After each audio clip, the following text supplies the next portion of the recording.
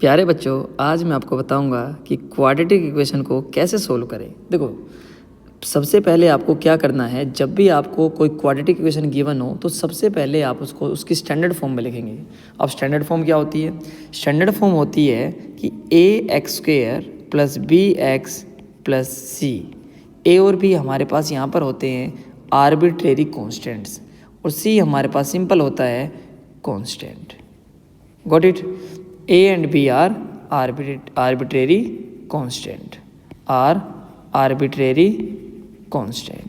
Got it? And X is the variable. Got it? So अब देखेंगे यहाँ से, तो जो हमें पॉलिनोमियल गिवन है वो इस फॉर्म में गिवन नहीं है, तो सबसे पहला हमारा काम बनता है कि हम उसको उसकी स्टैंडर्ड फॉर्म में लिखें। 3x² - 7x - 6। क्लियर है?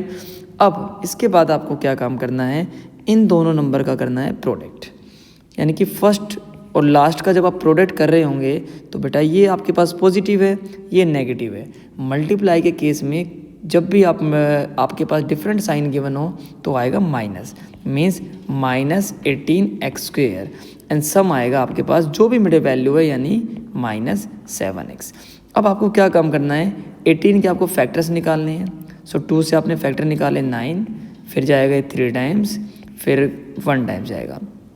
क्लियर है? तो यहाँ से 3 का पेयर बन रहा है, यानी कि 3 3 जा 9 और 2। हमारे पास 2 नंबर मिल गए 9 और 2। अब बच्चा इजीली ये तो आइडेंटिफाई कर पाता है कि भाई क्या क्या फैक्टर्स है। अब बच्चा को कन्फ्यूजन यहाँ पर ये होती है कि जी वो 9 किसका माने और 2 किसका माने। अगर आपको मिडिल वैल्यू नेगेटिव चाहिए तो बेटा आप हमेशा नेगेटिव वैल्यू ज़्यादा लेंगे और पॉजिटिव वैल्यू लेस लेंगे, कम लेंगे। क्लियर है? So first result and the last result you will write as it is. Got it? So 2 number हमने सोचे 9 और 2। सो मैंने बताया कि नेगेटिव वैल्यू आप ज़्यादा लेंगे, पॉजिटिव वैल्यू आप कम लेंगे। अब इन दोनों में आपको ना HCF देखना है। क्या HCF क्या कॉमन लेंगे आप यहाँ से? 3 HCF को 3 कॉमन आएगा। ओके, सबसे पहले मैंने लिया यहाँ पे 3। अब दोनों के अंदर x है तो x भी कॉमन लिया। अब मुझे एक बात बताओ, 3 हमने कंप्लीट बाहर ले लिया, x की पावर 2 थी, 1 हमने बाहर ले ली, 1 x की पावर बची, माइनस 9 को आपने 3 से डिवाइड किया तो ये मिलेगा 3, और यहाँ से आपने 2 कॉमन लिया, मिलेगा x - 3। अब जो भी आपके पास बाहर है, यानी कि 3x + 2, उनका पेयर बना दीजिए आप। जो भी आपको हमेशा याद रखें, जब भी आप फैक्टराइज करें तो ये दोनों हमारे पास क्या होने चाहिए, सेम आने चाहिए। क्लियर है?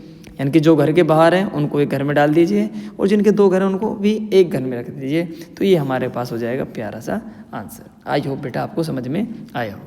ओके, तो मिलते हैं अपनी नेक्स्ट वीडियो में, तब तक के लिए tata bye bye. Thank you so much for